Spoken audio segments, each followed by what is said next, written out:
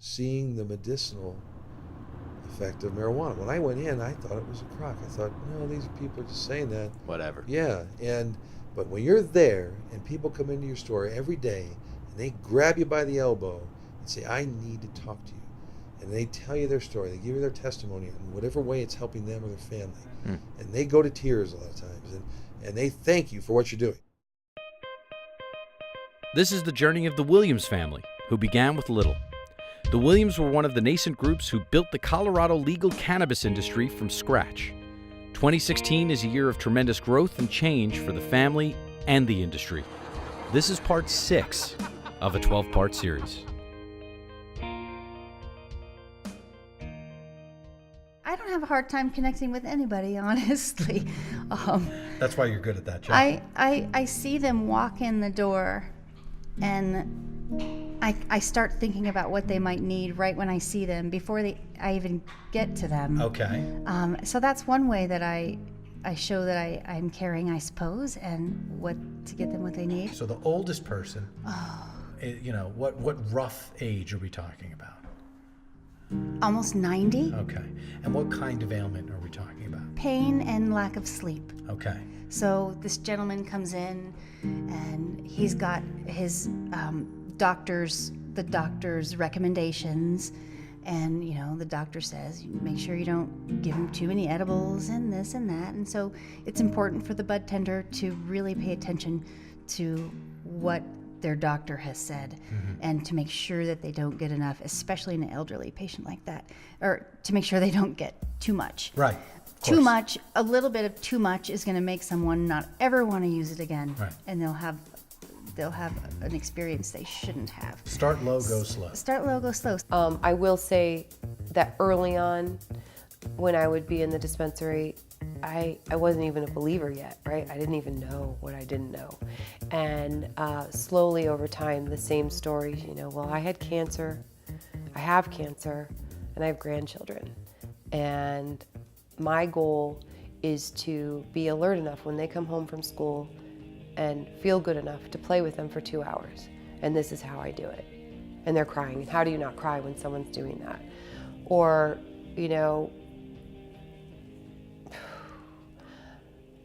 I have PTSD and I can't work, I can't function. I was living in my home under my covers and I couldn't talk to anybody. And it's still hard for me to talk to you, but I'm doing it. And I'm interviewing for a job next week. Those kinds of things, that's life-changing. It's amazing. And it's stupid for these other states not to do it. Look at the tax revenue that's coming here for them. I mean, you can just see it, especially with recreational. Yeah. Let alone what there's, And with these guys here, it ain't really about the money. But I mean, yeah, they made it. But it ain't about the money. How do you know it's not about the money? Because they say that too, and it's very apparent. Meet Pete. Talk to Pete for about 30 seconds, right? Exactly, right, yeah. Meet Pete, that's all I can say. I think a friendly voice and looking at someone with a smile, and really listening to someone, I think they can tell that they have someone that cares, if just by a friendly voice and smile. Yeah, Shelley is amazing. She has my mom's nurturing spirit, my mom's love and tenderness and caring for all life. Her nickname as a child was Chocho, which in Japanese means butterfly. At least that's what we all believed it meant. Whether it means that or not, I don't know. But it was Chocho, and it very much fits Shelley. Because she's a free spirit and she's that caring, loving being, and so when people come to Shelley, she wants to know about them. She listens so well to what your interests are, what your concerns are, what your needs are, and she does research all the time, so that just in case someone comes in that has X, Y, or Z need, she has something to help them with. And she's always keeping up on research. She says, hey, Andy, did you see this? Hey, Andy, did you see that? And so she's just that person that you want to take care of you, because she's all about you. She's all about meeting your needs. And if she doesn't know the answer, she's not going to tell you she does. But I tell you what, she's going to go home and research it. So next time you come in, she's got some good ones for you. And I say, how are you? Did your medicine work for you? Right. Are you needing something a little bit more pickup? Right. Did that make you too tired? Right. Did that help with your, what you needed to do? Let's change it if it didn't. And often they'll say, you know what, it was great. Thanks Right. for your recommendation. Right. You know, And which- then will you, because you mentioned, you'll already start to come up with a calculus before the person comes up for the first time. Are you seeing a limp? What are you seeing and what are you thinking? for the first time. Yeah. Well, you wonder if, for the first time, if they've ever had cannabis Yeah. as medicine before. That's the first question that you You do need to ask that directly. Absolutely. Right. There's a huge difference. So you ask that first. And a lot of these people don't think that they can get very personal. If it's their first time, they don't know that they're treated like it's a pharmacy. Because of the bad stigma that's always been with cannabis. They don't know what to expect in the They don't know dispensary. what to expect. Right.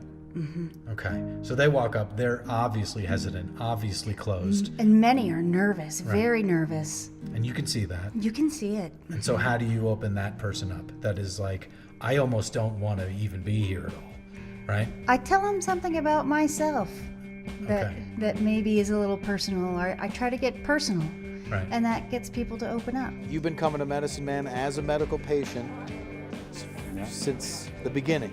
So about a week. They was open for about a week before I started coming. So they got a week on you, and that's about it. That's about it. Yeah. You've been here for longer than most of the employees. Yeah.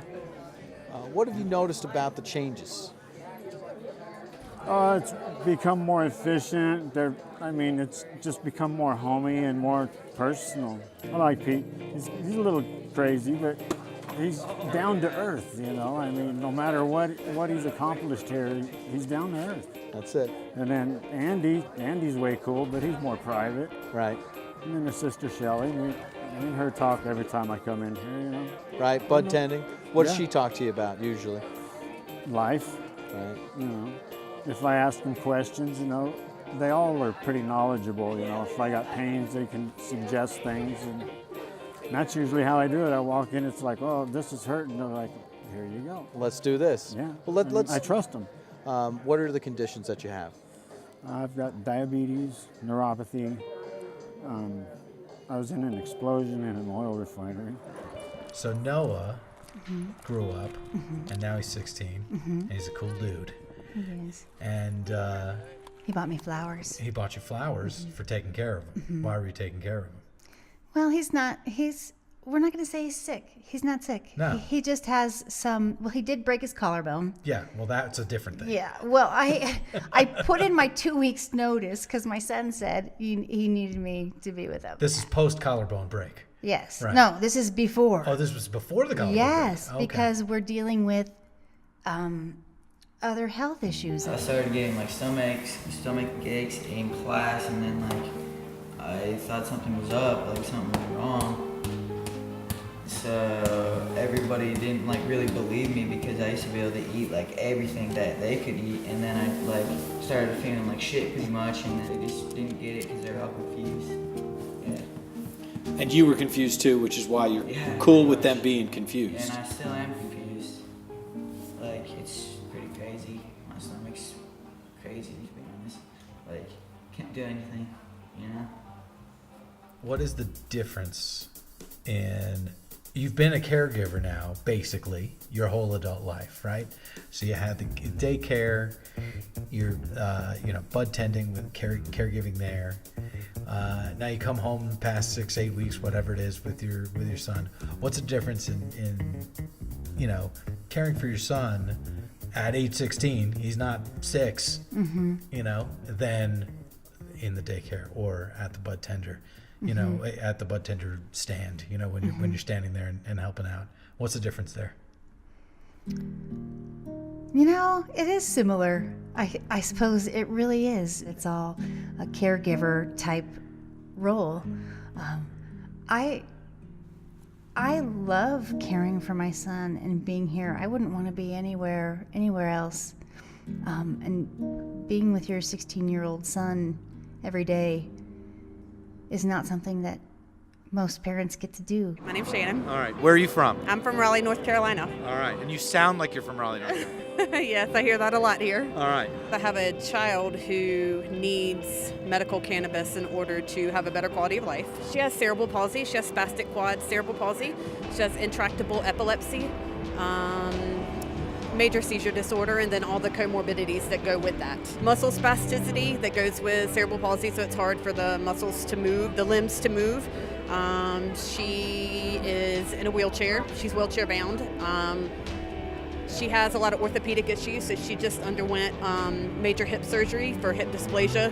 We used THC to help with pain for that. You know, what's day-to-day with diabetes like? Well, you got to, you know, before I eat anything, I got to poke my finger, check my sugar, take the insulin, watch what I eat, you know, and I didn't come down with diabetes till I was like 45. I'm 47. Oh, wow. Okay.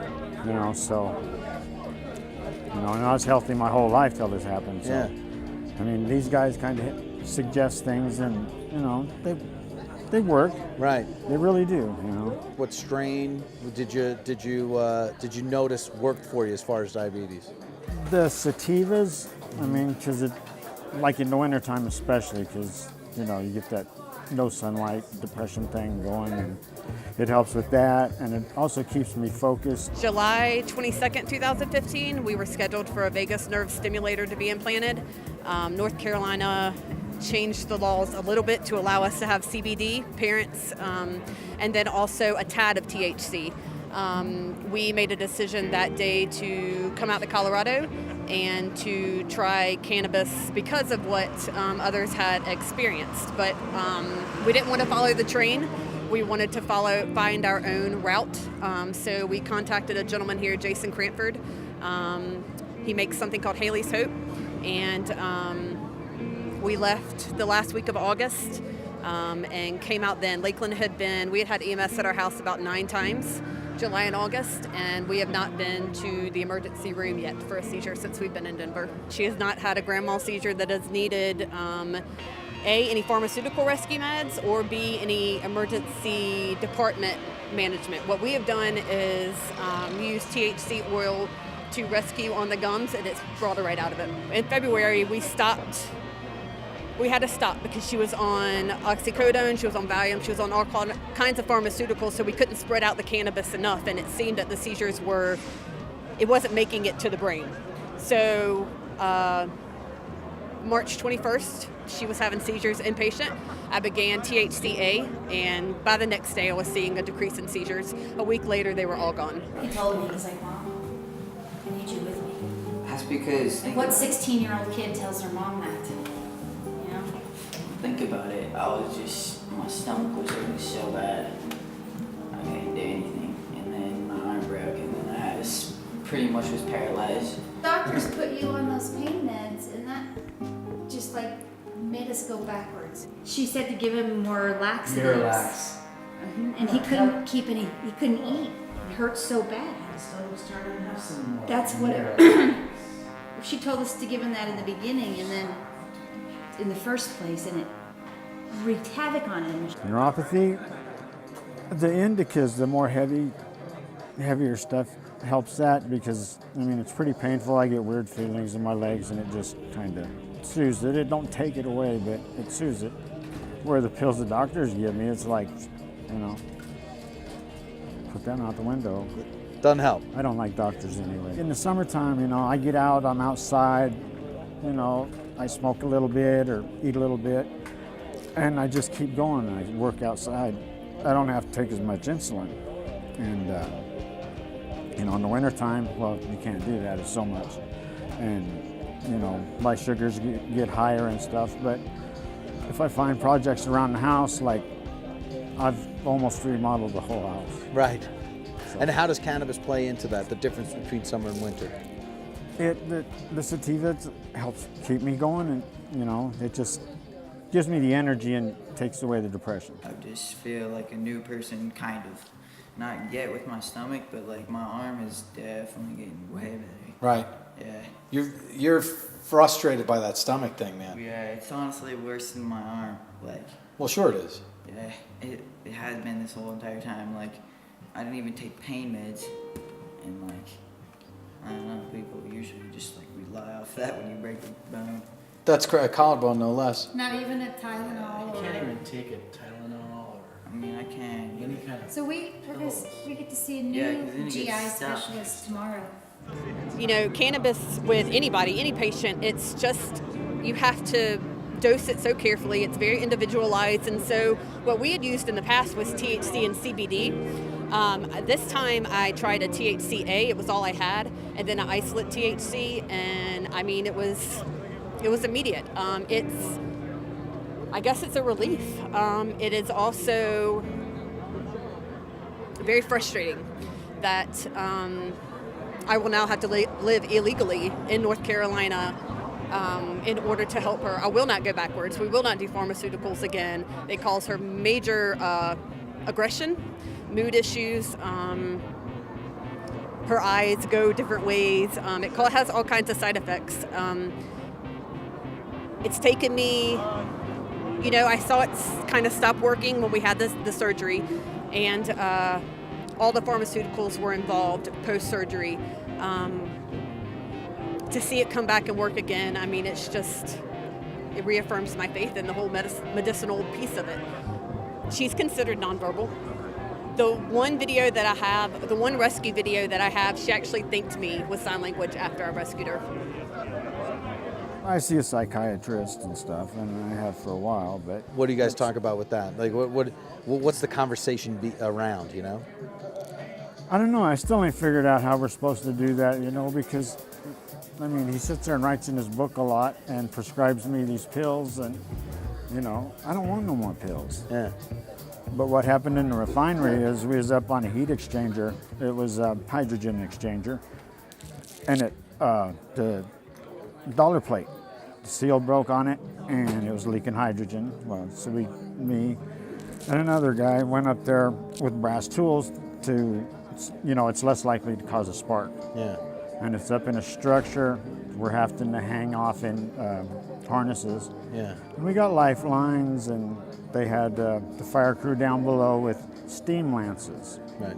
Because we were in the silver suits. Right. And, well, it ignited. And luckily, we were off to the sides, but it blew this dollar plate off. And we're talking metal that's like 2.5 inches thick. Yeah. With a bolt every 2 inches all the way around. Yeah. And, I mean, we're talking 36 inches, and it blew it right off there. So.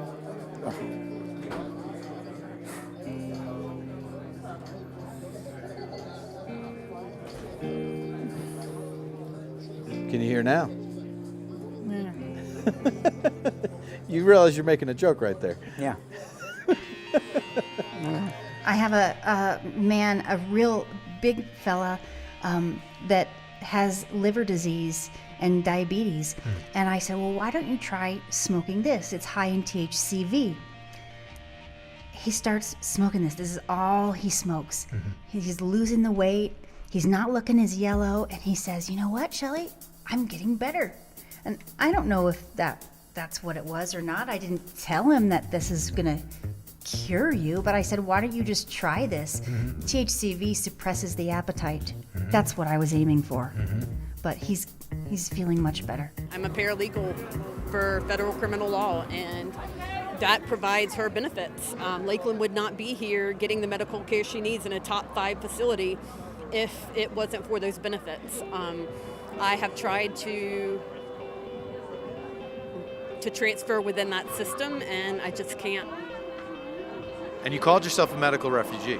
Yes, That's exactly what you are. we have been for 10 months. We did not expect to be out here this long, but yeah, in order to have the quality of life she has right now, which surpasses anything we've had in 10 years, I mean, we have to be here. There are 23 medical states. What is the possibility of being transferred to one of those medical states? You don't have the products there. You know, the oils we use are CO2 extracted, so they're very thin, they're easy to administer, and they're easy to draw up into the syringes. The product availability here surpasses anything else. I mean, they have a great medical marijuana facility in Maine. They have a great, it's been there since 1995, but they don't have the products for pediatrics. We can't treat them with CBN, isolated CBN, or all the different cannabinoids. Their products, their strains are limited. I saw you with your pad and pen, kind of taking down what we ate today, and it looked like you were trying to solve a mystery. And it feels like you do that when you're bud tending. You do that here. That's what caregiving is. Is that what caregiving is for you? I suppose so. Okay. Trying to help people feel better. Right. That's another thing with this here. It's kind of bringing me out of that, because I wouldn't be sitting here with you a while back. Right. There's like no way. Meaning the cannabis helps you kind of just be present type of thing. Yeah. And getting out of that shell that I've been in my whole life. And after it was legal, it's like everybody's happy, you know. They're happy, you know, we're happy. Getting, you know, the medical benefits from it. That's it. You know. Here we are all together. Exactly. Ed, thanks so much. It's almost man. a perfect world there, almost. Almost. We're still working on it. Right. Yep. We still are. I mean, it's a life and death situation. I think it's a plant. I have gone through this. I'm now a medical mom. I have had to administer drugs to my daughter in emergency situations in the middle of the night that could kill her. There's one, and it takes several doses. I'm only allowed to give her one dose. And then her life is at risk from that moment on. They have to get permission from chief medical examiners in order to give her the additional meds it takes to stop these seizures. And I think it's ridiculous that we have a plant that grows out of the ground that is non-fatal, non-addictive, that we're not allowed to utilize. And it could save children, it could save terminally ill patients, and it could generate a lot of income for this country, a lot of employment, and I just think it's bogus. I really wish for a change. It's heartbreaking. I have to go home and cry sometimes. It's like you see a lot of sick people, a lot. But it's nice to know that, you know what? They walk out the door with a smile on their face. And that's the best part about that job, is they come in and they're sad and they're hurting, and you can talk to them, and, just a cheerful heart is almost the best medicine. To talk to these people, get them feeling a little bit cheerful, and give them something to where they have this bag of stuff that maybe be a little hope and a little relief in this bag. It brings up their spirits, helps them eat or not eat. Either one. And they know it. They walk out smiling. And it's an amazing feeling to see someone walk out smiling. It's powerful. It's powerful.